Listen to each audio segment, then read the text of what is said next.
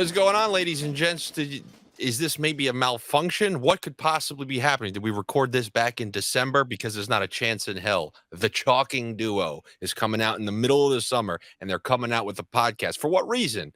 We can't even get excited with those early August week one prices yet, where we can make all the fake lineups that never end up working out because Damian Pierce gets injured in preseason, and then everybody's stacking up the backup.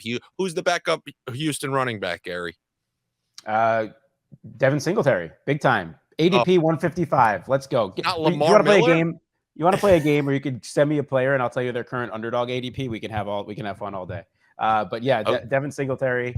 And yeah, no, we're middle of July 21st. We decided we were going to wait till 49 days till the NFL season because I think that's where we're at. Well, I think there are a couple of reasons. Now, I don't know if we want to get right into, before we get into the reasons that we're going to do this podcast and maybe others. First, let's play that game of catch up that you just were going to do with me. The main news, the biggest news, if you were to look at things on a macro level, would be that Gary is Mr. Chalking Sr. You're a father. I followed a very chalking life, Andy. I met a girl. We've stayed together. We got engaged. We got married. A year later, we had a baby. So that's that's where we're at. Yeah, I had a son almost 2 months ago now. Zachary. You'll complete the process when you have a daughter. Then you'll have the family of 4, go to Friday dinner, and then have a movie at 8, home at 10, midnight snack. Nightcap for dad on the couch. Yeah, that's it's actually going great. He's a really, really good baby. We're very lucky. He's super chill. We're getting more sleep than we thought, but he's just been an absolute joy. I mean, we've always loved kids, both of us. And he's been great. We're at my in-laws right now, so I have a little help with them. Luckily they live nearby, but just it's great. I know I'm sure you've had a lot of friends that have kids, and you hear mixed stories. And we got lucky with how well behaved he is, and like how much he's sleeping, and like how much he's letting us sleep. But in general, it's like what they say, it's like a different level of love when you hold that kid in your hands. So it's been fun. It's been somewhat exhausting at times, but it's been amazing to see him change and grow every day, even though he's only just 2 months, getting his first round of vaccines next week. So we can start to bring him out and about more, which is good. Well, I would like to offer a big congratulations from me. Since I'm a little bit older than you, I've had the full wave of friends have all their kids, so much to the point I remember the first few names, but after that you start having second and third kids. It's not on me. I've forgotten the names of people I've went out with. So the name for kids, I'm good with random details. Like I remember when we talked about Game of Thrones that we were arguing how the Knights of the Vale were going to get down through Moat Cailin. But all of a sudden, if you were to ask me, hey, what's my brother's name? I'll be like, I have no clue. I have no clue what your brother's name is, who I met that one time. So, selective details, but it's definitely a good thing for you. So I'm happy to hear that. I know you could do the same thing that you would work the same thing that the way I work. Like someone gives me an address, like somebody gave me like 3591 the other day. I had to go to a thing, and I was like, oh, Mike Messina, Justin Tuck, So for you could just go like, my son's name is Zachary. You just go like, oh, Zach Parisi. There you go. Zach Wilson. Okay. Sleeps with mother's friends. Okay. That's Gary's son's name, so you could just like, I used to do that with my locker combo in high school. Mine was Jordan Bird Jordan. I'll never forget that. That's easy. And that shows you how old we are, Gary, or at least me.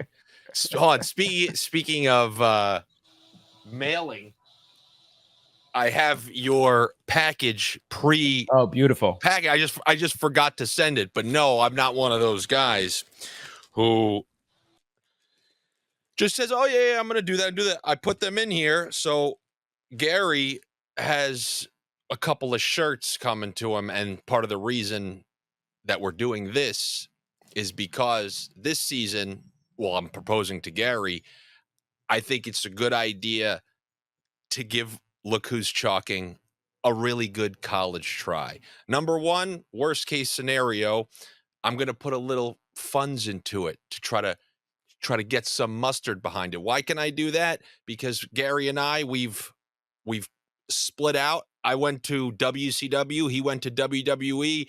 He has been working for Establish the Run. I, on the other side, was at I was doing NHL and NFL sports betting videos.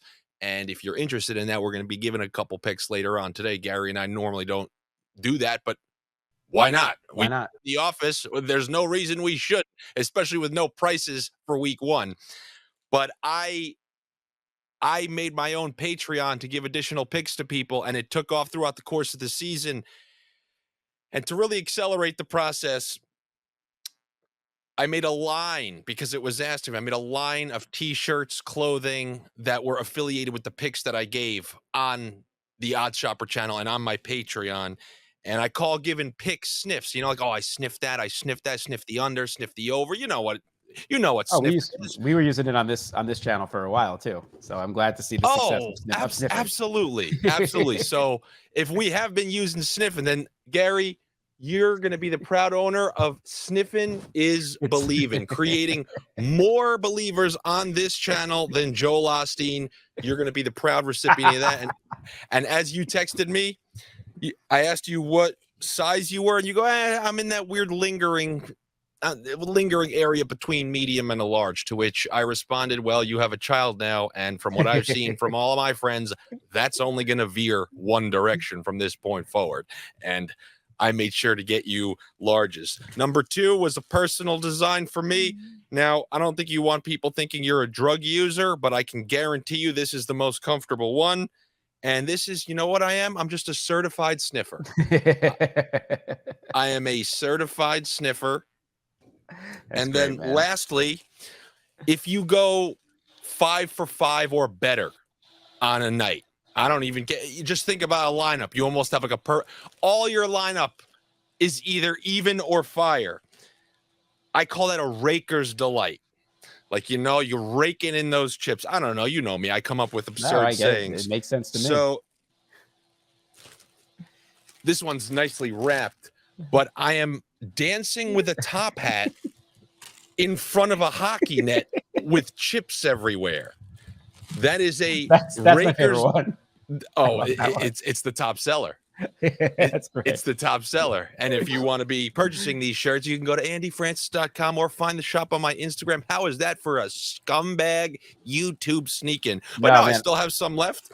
And yeah, the Raker's Delight's pretty hilarious. So you got all these coming to you. I appreciate it. I'm very excited. We'll be wearing them proudly. I wanted to say to you, man, so happy to see the success you've had over the last, 7-8 months or since we last recorded. I know you were starting to pick up towards the end of last season, but to see your success NHL wise, especially kind of be like the top guy on YouTube when you're searching NHL picks, and just that loyal audience that you were able to grow.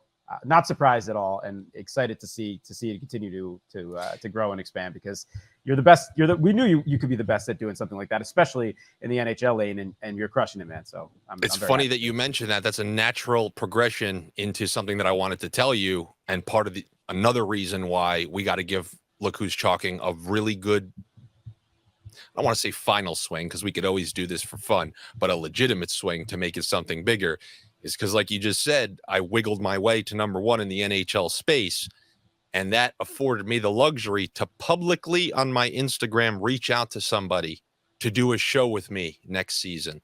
I thought the only thing missing from my NHL takes was the authenticity of a professional player to either solidify or shoot me down, or just to have a either conflicting voice or just another voice, but one that somebody can't watch. Somebody can watch and dismiss me. Who's this random big nose guy, not even from Canada or something like that? I'm going to listen to him. I'm from Manitoba, and I'm going to listen to this random guy who grew up on the outskirts of New York City. He grew up closer to Rucker Park basketball than to a frozen lake, and I'm going to trust him with my hockey picks. So I reached out to Jeremy Roenick, and he agreed to do a show with me next season. Yeah, that is unbelievable, by the way. Just so freaking cool. I want to hear more about that, if you've talked to him yet and everything, and what the situation is there. But that's just, you shot your shot. You know, when people shoot their shot and just never hear anything, I'd say 99% of the time in situations like this. But hey, if it was an Instagram model, I would fall right in with them. I'm 0 for over 100. Yeah. But when it comes to hockey and the picks, there is an old saying: I sniffed, I believed, and now we got, and maybe for the first time, I'll release the name of the show on here. Oh, baby. Yeah. And just in case you're out there and you're doing anything, and this includes Gary, anybody else in the future who you're like, oh, I'm trying to do this thing, I'm trying to come up with a name for a product, just put in your head the idea that you need a name. Don't start brainstorming names. Just put the idea. You know what you want to do. And in this case, talk NHL bets, give picks, funny stuff, two outspoken guys. Jeremy Roenick is he won the accuracy competition in the NHL skills challenge where he went 4 for 4 hitting those targets. So the name of the podcast is going to be called Pickin' Corners with Andy and JR. So Pickin' Corners, because that's what he used to do. He picked corners, I give picks, and it's the perfect. I didn't think of it right away. I knew what the ideas were. Let it sit in your head, go live your life, and something will come to you for the most part. And you know me, I'm happy to be miserable and say, oh, you can do that all you want. It's never going to work. It usually works. It will sit in the back of your head, and when you come across something, it will naturally spring. But when you sit on a desk and try to brainstorm ideas, you never get a good one that way. You never had your car. So the thought, Gary, is between you doing it, the honest, let's say the honest Earl, the honest Abe way of, I think every year over at Established to Run, you're getting your thing going a little bit more. I'm imagining you have a pretty loyal audience. You got all your variety of shows. Then with Stochastic, my stuff is still going to be there. We're building these audiences. If the Roenick show takes off, it's the best time to get a trickle down audience here. And I still maintain if the eyes get to Look Who's Chalking, they will remain on Look Who's Chalking. So that's why we're going to give it the college try. And I'm going to put some of the Patreon. So if any of the Patreon people, because I'm going to upload this on there, you're making this happen too, because I'm going to put some of the money into. I'm bringing old. What do you call him? You call him Buddy, or I call him Alex. Dual name. I'm bringing him back to do some good work. He's going to do some editing and some uploading. So that's all available because of the Patreon people. So we have a couple of reasons to really push this season. And I know you got the kid, so I'm going to try to remain even more flexible than I typically am. It's all about for me communicating with my wife. So we've behind the scenes. Andy and I were tried to record a couple of days ago. I fucked up and I didn't tell my wife that I wanted to record, and then obviously our son was giving us a hard time and we didn't get to it. But today said, hey, 11 a.m. Friday. Put it on my wife's calendar. We're good to go. We'll be fine throughout the season. I'm not worried about that. But I just wanted to say I love doing this. So like, of course, wanted to take off. Worst comes to worst, you and I shoot the shit once a week for another season, and we'll take it from there. But I love the idea of, and I appreciate you putting some of your resources into it. And so happy for your success. Really, really pumped about the Jeremy Roenick thing. I think it's awesome, and I can't wait to tune in. Now, granted, I am a Murphy's Law believer. Anything could happen. Watch all of a sudden now, some network comes in and Jeremy, you've been off the air for a while. We need you to headline, and then it's all, all things can happen. But as of right now, it's still to stand. And I'm always obviously happy to do this.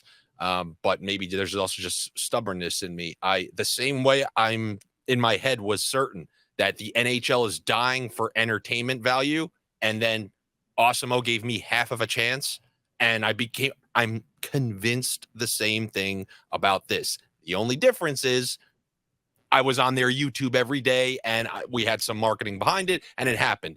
If we have the equivalent of that, the same thing will happen. And that's your Men's Warehouse pick of the week for me. And let's see if Am I going to like the way I look? I guarantee it. Mid-season form, ladies and gentlemen. Great deep voices, by the way, just so underrated. I mean, we talk about like Sam Elliott, some great actors that have deep voices, but the men's Warehouse guy, one of the all-time deep voices in the history of deep voices. And in worse fashion than the Red Wedding, his own company fired him. Can you imagine? That's literally Roose Bolton driving a knife in the Men's Warehouse heart through the pocket protector.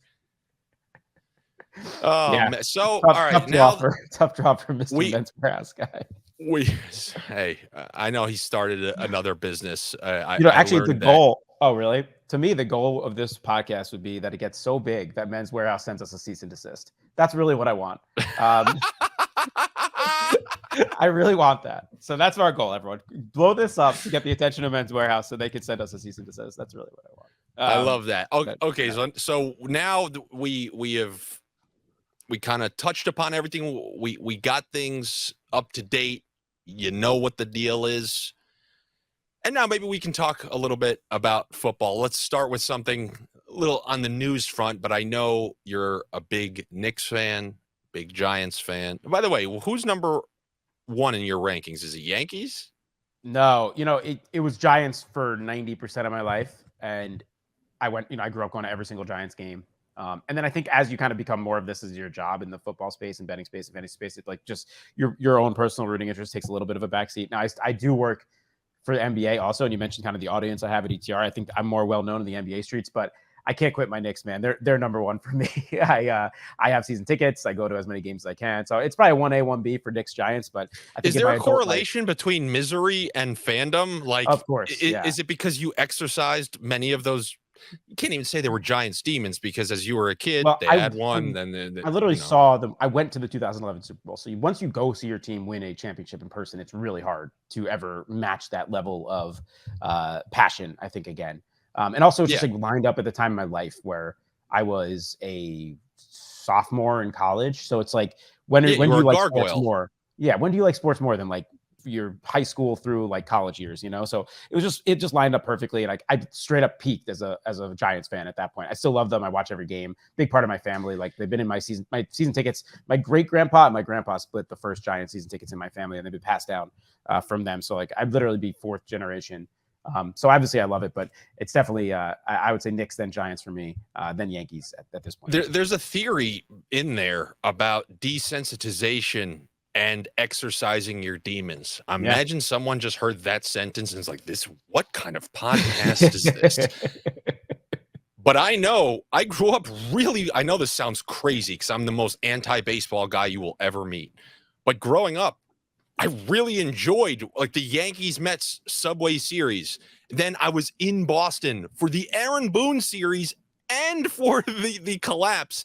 And my belief is that once you experience the emotional gamut, both of the winning and the losing, you are now desensitized to truly caring about that sport. Great example is the Detroit Red Wings. They had like a 25-year playoff streak that ended back in like 2016 or something like that. They were starting to not even fill the same thing. Yankee Stadium. I remember right around when I tapped out in baseball. Remember when they played the Orioles in the playoffs? It's like 2012 or something. Yeah, I went. I was in college again. I was in the University of Maryland. I went to the Baltimore games. So yes. Now I remember they showed most of the upper deck empty in some of those games. And that team. That's my belief. That's called the desensitization of emotional highs and lows. They've experienced the gamut. Nothing does it anymore. And I think once you exercise your sports demons, now your energy's focused because there's a video of you talking about the Knicks drafting. Is it R.J. Barrett? And you're straight up a WrestleMania, you're Razor Ramon, you're cutting a WWF promo. And the only way you can muster up the energy to do that is when there's so much misery built in there from all the losses that it can just turn you into someone you're not. Because I know you, Gary, and whoever the hell the guy was screaming in front of the MSG or SNY cameras that day was not the standard Gary G. Hartman 326 or 316 giving advice on establish the run.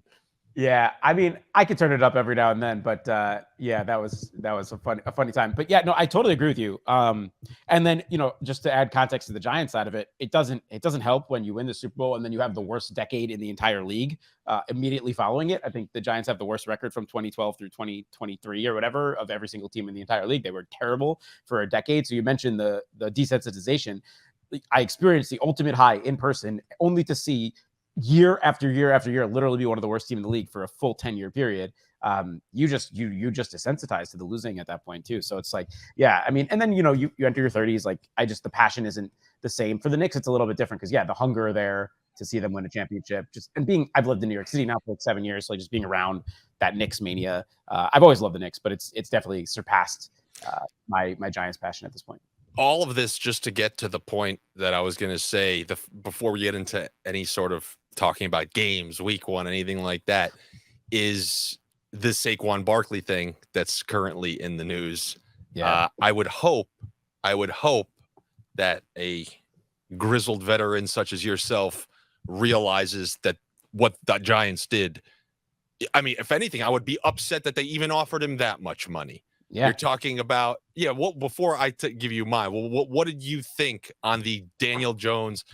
I remember I brought it up last year. Yeah, you were like, no, it's good. And then we just, if we do well, we give Daniel Jones give him one more year. I don't think you said 4 years. No, but obviously the guy has to get paid. That kind of worked out. Like, you had to take that risk. We didn't know what we had there. Maybe he's still not good. Maybe he's overpaid. Who knows? But the Saquon thing, I mean, let's rewind back to the 2018 draft. He should have never been the second overall pick, right? Freaking old man Dave Gettleman. We knew this then about running backs. Bijan Robinson shouldn't have been the 9th pick this year. Like, it's ridiculous that we are still doing this to running backs. That said, something needs to change in just the way that they're considered and paid in the next CBA, because they're just getting screwed over left and right, rightfully so, right? We look at who the starting running backs were of these last 5 Super Bowl winning teams. Like, it's just not an important position. It hasn't been for a while. It can help you win games, especially in the regular season. But once you get to the postseason, especially, I mean, we're talking about passing offenses and defense, right? That's where we're at. It used to be just defense win championships, grind the clock down. We're like 15 years into a passing league, full-on passing league.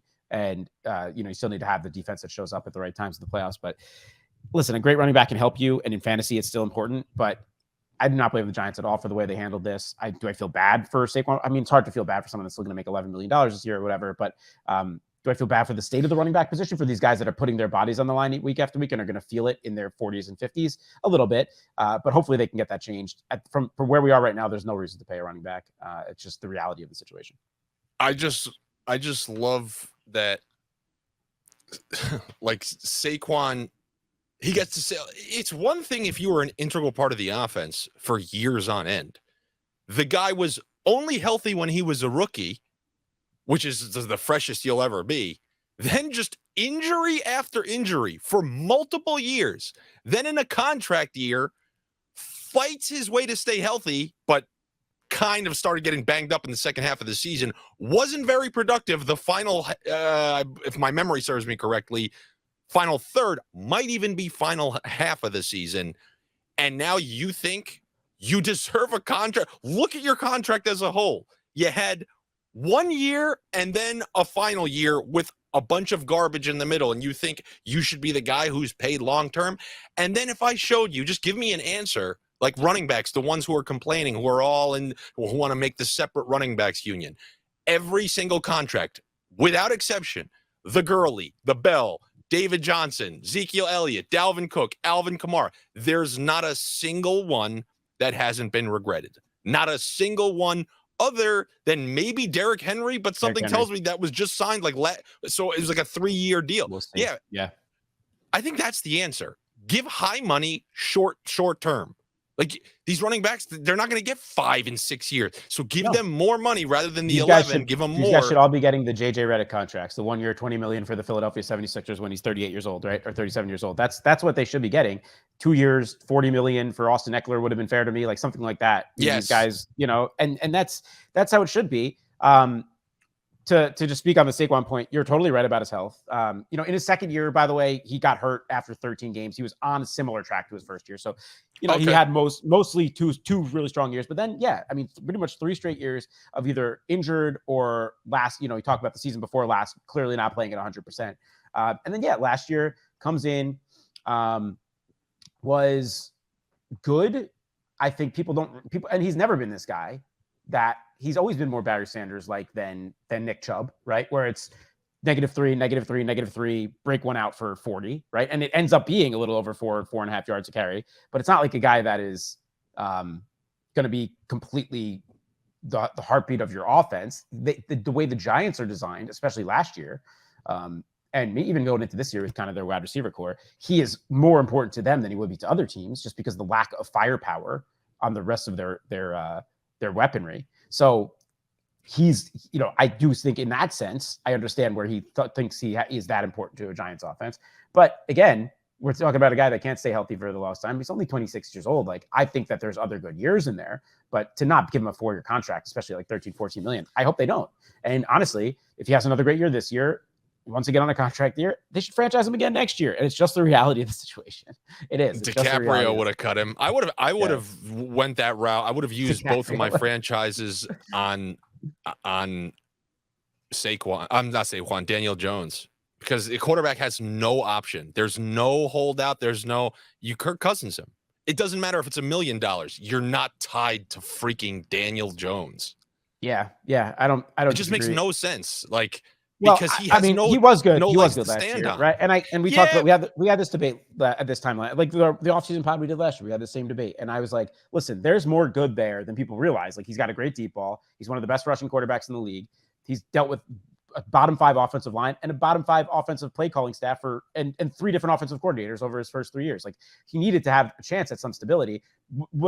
Has he earned 100 or whatever that, a top 10 paying quarterback contract based off that 1 year? No, but that's just what happens when these quarterbacks come up to free agency. So yes, they could have franchised him, and it could have been a contentious situation. The thing is, the Giants aren't the Redskins or whatever they're going to be called after their next team name change. It sounds like, they are a franchise that believes in coach, quarterback, GM stability. It's something that they've always wanted to do. So they were never going to let him just linger out there on the franchise tag for 2 years, even if that was the right move. Shane, on the other hand, is doing the right thing from the running back perspective. But then you're screwed at that point, because I mentioned how important Saquon is to this offense right now, and he is. And if you weren't going to give him $14 million a year, so if you franchise Daniel Jones, you're just letting Saquon Barkley walk at that point. So they were kind of stuck between a rock and a hard place with those two this offseason. Yeah, I see your point, but it's just like, I think your average mind goes, okay, well, Josh Allen started, as that year went on, he started to dip down, make silly throws. He almost threw away the first playoff game, threw away the second playoff game. Then his former coach takes over a guy similarly the way he took over Josh Allen, and now he's starting to have results.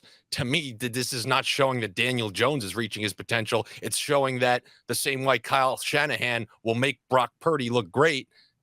That's why I would franchise, just because it's like, I feel like he knows deep down. I mean, when you have multiple years of...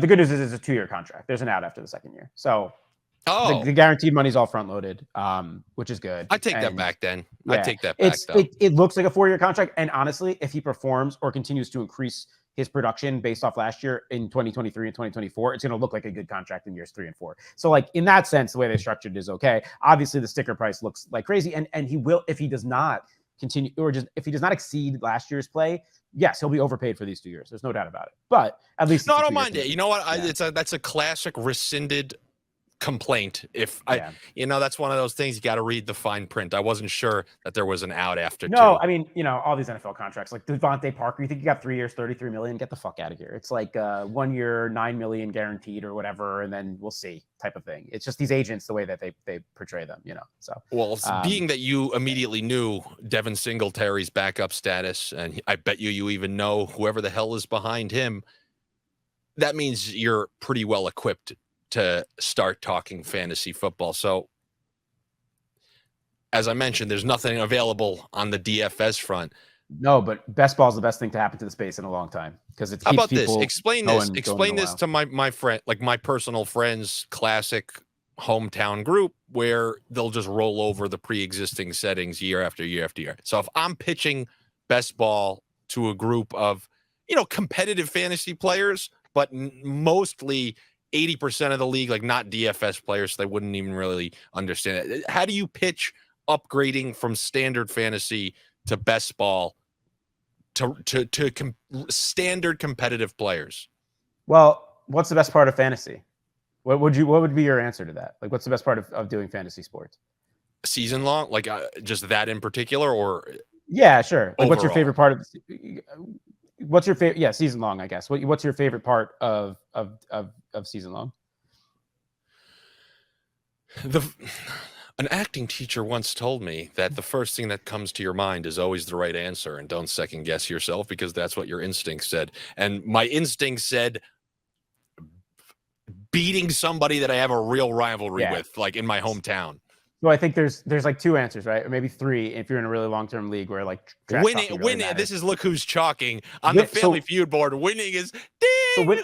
So So yeah, apparently winning Yo, is number two. Gary, hold on. Can you please? I have a bad memory. Can you remind me before the season starts to have a sound thing of like what's the chalkiest answer, and then it will Yeah. be the survey says ding, and it will just have like that zombie crowd like, "Ah!" Oh yeah. So Yeah. Like when apparently they were. I was actually just listening to I was just listening to an interview actually with the founder of Underdog Fantasy, which by the way, like it's absurd how much that thing's grown. It had a huge valuation. Like it's gonna fill this absurd $15 million Best Ball Mania prize pool, like with weeks to go until the season. It's absurd. Anyway, we'll explain best ball in a second. Apparently they've polled like literally like Family Food. They polled 10 million season-long fantasy football players, and 80% of them said that the draft was their favorite part of every fantasy season, which is fair. You prepare for it. It's fun. You get to compete, whatever. People love I'm not going to disagree with that. It is great. So and when you get older, you only see your friends at weddings, funerals, and the fantasy football draft. And then when they stop getting married, it's only funerals and the fantasy football draft. That's where I'm at basically with my league, that I've been a commissioner for 18, 19 years at this point, whatever. And there's nothing that's going to replace that, right? The people that you've been doing the same leagues with for 2 decades that you want to compete with, that you mentioned, just beating down on someone that you've known forever. That's never going to change. So season-long leagues in that sense are great. But people that are doing 8, 9 leagues, like once you get older, it's just, I don't have the time for that. I don't have the capacity to be grinding waivers on 5, 6 leagues. But what's great about best ball is it's just drafting, and then there's nothing else you have to do. And you can strategize for it like a DFS tournament, because at the end of the day, when you get to the playoffs, like it is going to be a big DFS tournament. So the strategy behind it is all is centralized within a 45-minute draft, but it's for the entire season. So it just plays your best players every week for you. You're in a league for the first 14 weeks, and then there's tournament rounds to get to the finals. Basically, if you win your league, you're in another 10-person round in week 15. If you come in the top 2 of that, you're in another 12-person league in week 16. If you win that one, you're in the final GPP basically, which is like in the Best Ball Mania streets, it's like a 450-person with $3 million to first place tournament. But can it be standalone? Can you convert your regular season-long fantasy league to a best ball league? Is that popular? I do think there are sites that do that, and I think that is something that will be something that will happen more often coming in the future. For now, I don't think that is really something that exists on like Yahoo, ESPN, things like that. I do think that you could probably do some on certain kind of one-off sites, but no, that isn't something right now I think that people do, because there's no head-to-head really in that sense, because you're basically making your league into a rotisserie league by doing so, which I love. I don't get. Well, why could it? Let's say me and you are going head to head. It plays our optimal lineups versus each other. Yeah. I guess you're right. It could. And perhaps random thing. I'm gonna clip this and send to my friend. What percentage of leagues have gotten rid of kicker in fantasy football? I feel like I'm sure it's still very small, but I think that just the way things have trended in season long, I think kicker's gone away. I think we've kind of gone back from full point PPR to half point PPR, and I think a lot of people have gone into the super flex side of things. I think that's kind of like the trending settings, if that people feel are optimal for season long leagues, which I don't have an issue with any of them. I used to be so anti 2 quarterback, and super flex I think is like a fun twist on it, and I kind of understand it now. But I'm indifferent on the half point, full point PPR side of things also. But yeah, I don't want to sound like a grumpy old man, but I feel like adding a second quarterback or a super flex, it's like when you got that dry sex life and you just need something completely different to throw a wrinkle in there. I'm still against it. I'm down to maybe shed a third wide receiver and make that not like double flex or something like that to create more variety in the lineup. But the second quarter, that's what's good about the super flex just in essentially general. Become a 2 QB league? Then it's just like, all right, who has the best 2? Mostly, but like say your quarterbacks are, I don't know, Josh Allen, Kyler Murray, and like Baker Mayfield. Kyler's does not back till three weeks. Baker sucks. Like you're playing one of those 2, and then you're probably not. You might not even be starting the other one in the flex if you have like 4 good receivers, right? So like you could theoretically play Michael Pittman over your third quarterback. Yeah, it's something. Yeah, but the guy who drafted Josh Allen early and then just got Justin Fields for free late, he just wins the league. Last year, right? If you like Jalen Hurts in the 6th round or whatever. So yeah, you just win the league in that sense. I guess the example this year would be like, I don't even know. So, but it does become 2 quarterback in the sense that like your first 2 rounds are like Me and you definitely differ on that guy, by the way, Justin Fields. I call him Trey Lance 2.0. I don't know if he's a good quarterback. I know he can put up fantasy points. That's for sure. There you go. No, I will take that. I maybe I'm just making it. I remember. Well, I capitulated on him, to use a word that we use at ETR all the time, because I thought he was awful. And I still don't think he's good. But I thought he was so bad that like I couldn't even use him in DraftKings. And like I said that on the podcast like the week before he went on that huge streak where he was the optimal quarterback 3 out of 4 weeks in a row. And literally the week before, I'm like, this guy sucks. He doesn't make my player pool. The Bears are so bad. And then literally he just spun off those 3 straight weeks where he was the optimal quarterback, where he like had 150 yards on the ground and 2 rushing touchdowns in 3 straight games. And then what did you come on to ETR and say? Well, you're welcome. You're welcome. For those of you out there who are just out there to screw me, you had yourself a good run. Exactly. So I think in that sense, I'm like, well, I was wrong about his viability as a DFS quarterback at the very least. I don't know. I think where he's going right now in drafts, which is like pick 40-ish an underdog, like 39, 40. So like round 3, round 4. I think that's fine. The quarterback price stuff has gone way up, by the way. It's another week because we've had this debate over the year, like the waiting on quarterback versus not waiting on quarterback. And I just continue to think that you want a high-end quarterback these days because the difference in Josh Allen, Patrick Mahomes, Jalen Hurts, maybe Lamar and Justin Fields, whatever. The high end, you're getting 40 out of those guys, where like you're still capping out at 24 on Kirk Cousins if he's going 300 for 4. You know, you're 26 points. Like it's just you're ceiling stuff on these dual threat quarterbacks these days is so high. Now, if you want to play the price to get them, and I think in season long leagues they won't be as expensive as they are in best ball, but that's a different story. Are you willing to take Josh Allen, Patrick Mahomes, Jalen Hurts at the 2-3 turn? You know, it's a high price to pay. So yeah, I don't know. I'm honestly, I'm stuck. I'm stuck somewhere in between because I understand that having Kirk Cousins versus your generic or versus one of the dual threats, but remember it's Kirk Cousins plus your entire waiver pool. Like imagine there's somebody playing the Lions earlier in the season where they're just going to go off, you know? So it's almost like, no, and I still think it's a viable strategy, especially in like home leagues where you're not necessarily playing against the sharpest competition. Like if you're just playing against guys that play every week, they love football, but they watch Red Zone, but they're not like digging in like probably if you're listening to the show, you are. I think that's a more viable strategy in those leagues. Like even in my home league, if I can grab value on a wide receiver or running back in the 3rd, 4th round that I think should have gone around earlier, or I could take Lamar Jackson, I'll probably go the running back wide receiver because I believe in my ability to just fill in quarterback week in, week out. I do think in really competitive leagues, industry leagues, if you're listening to this and you play in like any FFPC main event stuff, or if you're playing against sharp people, or especially in best ball, I do think that the value of having a top quarterback probably outweighs anything else. But I think that the late round quarterback strategy still can work for sure. Like our league that we used to play with the DSS crew, like, you know, you and I would be like both taking like Phillip Rivers and freaking, I don't even know, Andrew Luck or whatever, or not even Andrew Luck. God knows who knows at that point.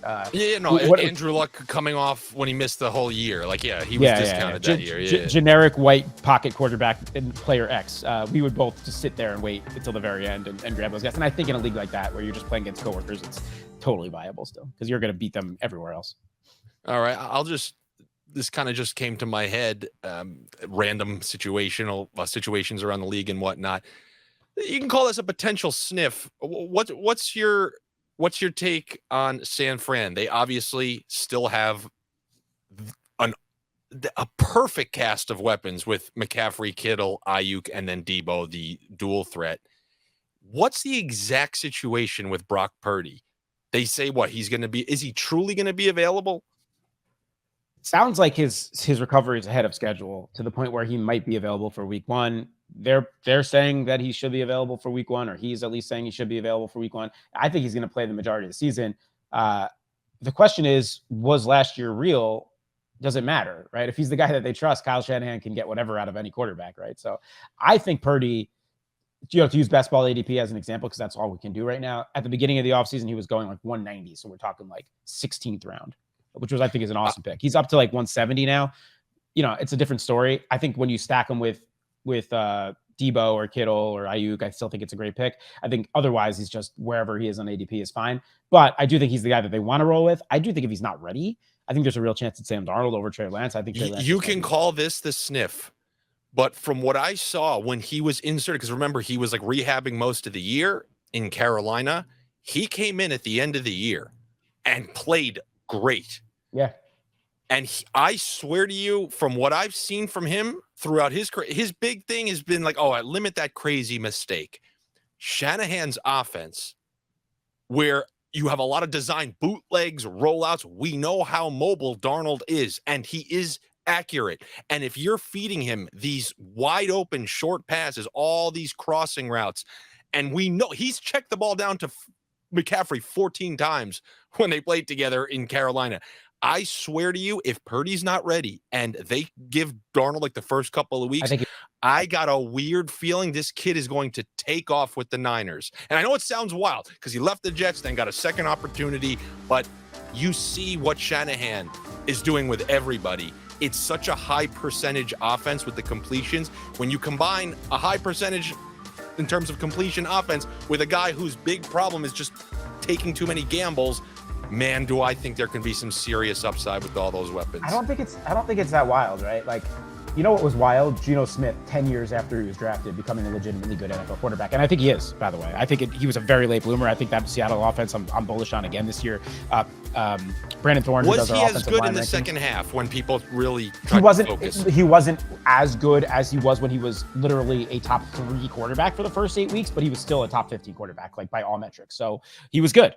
He just wasn't elite. That's the old house money theory. Yeah. No one even talked about him being the starter going into the season. Like, I think they're going to give it to Drew Lock. So you're playing with house money. Second half of the season, they're paying closer attention. This will be the true test. My thought is it's in between where he was and last year. That's going to be the offensive line's real even better. I think our Brandon Thorne does like the best offensive line rankings in the world, has them like top 6 offensive line. They drafted Jackson Smith and Jigbo. A lot of people considered the top receiver in the class. So they're the top few, by the way, offensive lines. Oh, honestly, I haven't even read the full article yet. I'm sure the Eagles are still number 1. I just screwed your buddy, so my bad. No, that's okay. You guys gotta subscribe. This is no. It literally just came out. Yeah, the article came out yesterday. I just saw that the Seahawks were up high. But do they go chalk Eagles one? Do you have to just because? Yeah, I'm sure. Ding! Yeah, I'll give a sneak peek. So we got Eagles 1, Lions 2, Browns 3, Chiefs 4, Chargers 5. Cowboys 6. Where did the Seahawks? Okay. Seahawks were 9, so they were top 10. Okay, so there you go. Anyway, yeah, the Browns are another one. Huh? Yeah, Detroit. So I guess we'll get to that. We'll get to that. Lions have a great offensive line. I'll let you finish it though. No, anyway, I was just gonna say. So the Sam Darnold, just to put a bow on the Sam Darnold thing, like the Geno Smith thing, that was wild. Sam Darnold was a 2018 draft pick who's been around incompetence for most of his career. You put him in a Shanahan offense who limits mistakes. The best weapons he's ever had by far, right? If you look at some of the Ayuk advanced stuff, by the way, and I've kind of been off Ayuk this offseason because his ADP is really high. He's going like 50, which is like around like all these the Calvin Ridleys and Christian Kirks and Jerry Jeudy's and like these guys that are kind of 4 or 5 turn. But you look at some of his advanced stuff, he looked like one of the better receivers in the league the second half of last year, took another big jump up. Obviously, Debo, you get a discount on this year compared to last year, who was going in the beginning of the second round. Now he's going back towards the end of the third round, Debo. So you got to like that. And Kittle, Kittle is the great typical best ball player. You better in best ball than season long because he has his spike weeks. But you put this team around Sam Darnold if he starts, and you got to figure outlet wise, doesn't have to do too much. Like I have no issues with Sam Darnold as a potential DFS play if he's getting that week 1 job and perhaps a threat to Brock Purdy to keep it. But I do think that they want Purdy to have that job overall. You just brought up the Lions, who pissed off every DeAndre Swift owner in the world for multiple seasons already. Yep. So if they have the second offensive line, you saw what the number 1 offensive line did for Miles Sanders last year. Who's taken over the backfield in Detroit? Did they sign David Montgomery? So they signed David Montgomery, and then they drafted Jahmyr Gibbs 12 overall. So Gibbs is a very complete back. who can catch passes really, really well. Very strong profile. Almost DeAndre Swift-ish, his profile, which is hilarious that they go out, dump DeAndre Swift, never want to play him, and then spend the 12th overall pick on a running back. But I think both those guys have incredible upside. David Montgomery, where he's going right now, by the way, 79th overall ADP in underdog, which is, middle rounds. And you look Jamal Williams ran like the sun last year from a touchdown perspective. They got down on the one, like double the amount of time than any other team, which is why he led the league in rushing touchdowns. But even if you have some regression in that front, David Montgomery is going to get those high quality touches. And you look at him as someone that's going to have a role by himself because the Lions love to use multiple running backs. And if something happens to Gibbs, this guy's going to have a huge role. He's better than Jamal Williams is as a player. So I think Montgomery's an excellent value where he's currently going. I'm not a huge David Montgomery fan, but just put him in the offense, put him in the role. And then Gibbs too, he's going like middle of the 4th round. Obviously, you spend a 12th overall pick on a running back, you're probably going to play him. This isn't DeAndre Swift who went in the middle of the 2nd round. This is a guy that this regime clearly picked and liked. I have no issues with either of those guys where they're currently going. And in general, I think Jared Goff's like below the tier of like Kirk Cousins and everything like that, just because I think he needs to run really pure to put up those kind of numbers where like Cousins has, Jefferson and Hawkinson and the O'Connell offense, where this is still more of a run first defensive team. But Goff as your quarterback 14, 15, QB2, whatever, I think is totally fine. And Amon-Ra St. Brown looks amazing to me once again. I mean, that guy is great at the 1-2 turn for good reason, especially in full point PPR. Like that guy's an absolute beast. So it's pretty condensed around the 2 running backs in Amon-Ra from a interest standpoint because Jameson Williams is suspended 6 games. But hey, I have no issues with any of those 3 guys as fantasy assets this year. Hey, can you pull up the week 1 schedule for you? Because you know what we'll do quickly? I can see the schedule and I can know what stacks excite me already. I can look at it and be like, oh, that's going to be one. That's going to be a sneaky one. Now, don't forget, week 1 is one of the ruckus weeks. Kevin Ogletree is going to lead the league in receiving touchdowns and receptions and stuff like that. So you never really know what's going to happen. You're going to have those teams, the Jaguars in their 1-win season got their win week 1. So I'm going to take a look here. Can you do the classic Apple plus sign to make the things bigger? There you go. Okay. Yeah. By the way, yeah, you cut this out. I got to go after this. Oh, no problem. No problem. All right. So what? Oh, beautiful. So looking at this, first thing, early season Lamar against a bad team. That looks like a 4 rushing touchdown game. Yeah, and the Lamar buzz is strong, man. They bring over Todd Monken, like the Alabama guy who wants to air it out again. Like they want to bring back MVP Lamar 4 wide. They talk about putting Likely and Andrews on the field at the same time, which is something I thought they should have been doing last year. They draft Zay Flowers, who was probably my favorite receiver in the draft out of Boston College. They give Odell guaranteed money. I don't know if he has anything left. Maybe this is the year Rashad Bateman stays healthy. That's 3 receivers that can play NFL football. You got both tight ends. You got J.K. Dobbins apparently feels very good. And even coming off the ACL last year when he actually played, was one of the more efficient runners in the league. It's hard not to look at that Ravens offense and get excited this year, especially because I don't know how good their defense is compared to previous years. So they might get pushed. It makes them for a very exciting team. I'm all in on Baltimore's offense, I think. Well, if he's going to have Odell, I don't know. If he's going to have an MVP year, he's going to have to run a lot. And if he runs a lot, he's getting injured for the 3rd straight year. That's just a humble man's opinion. Classic but early season, season Lamar is probably we're going to want to get it. I think Bengals Browns is a trap high scoring game. I feel like any time those 2 teams play, it can get a little crusty. That's a quick random stiff. The Browns are another team worth talking about now, right? Like they were 3rd or whatever on the offensive line rankings. Deshaun Watson has another year separated from everything. We're not going to talk about all the off-field stuff, but hey, they bring in Elijah Moore for pennies. Amari Cooper just continues to be one of the consistently very good to great receivers in the league. David Njoku finally broke out a little bit last year. Nick Chubb is probably the best running back in the league. There's a lot of reasons to be bullish on that Browns offense too. So, we'll see what happens there. But is the Family Feud chalk stack going to be Trevor Lawrence with all the random fantasy community hype, which always angers me with Jonathan Taylor going the other way?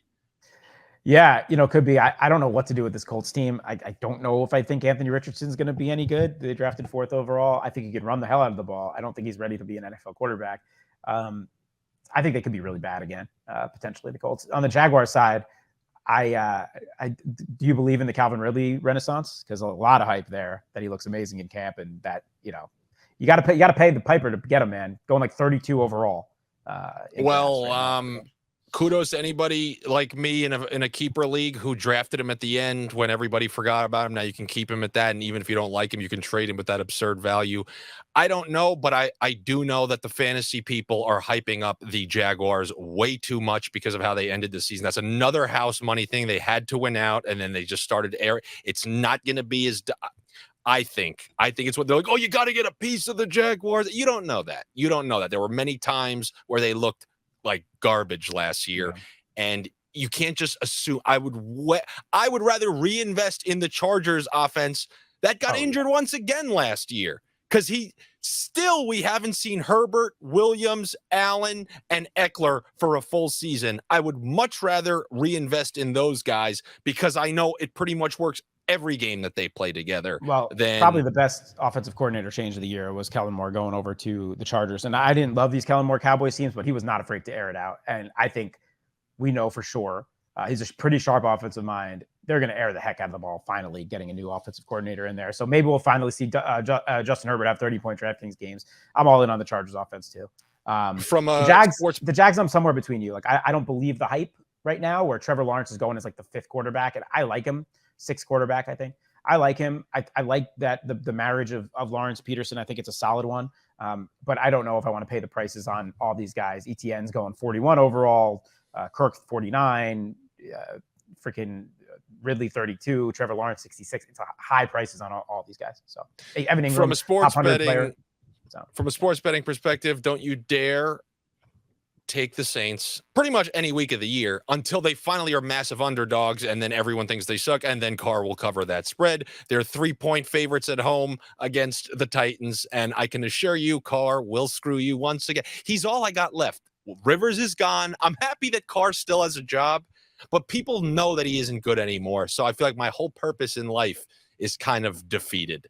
Carr and Rivers have been exposed for the frauds that they are, and now I have so little left in life. It's funny that taking Derek Carr's place in Vegas too is Jimmy Garoppolo, who like now goes away from Kyle Shanahan and is just destined to become Derek Carr, Phillip Rivers in those offenses too. So which is funny. Scroll down, and then how about Broncos? You think that they're gonna with Peyton there?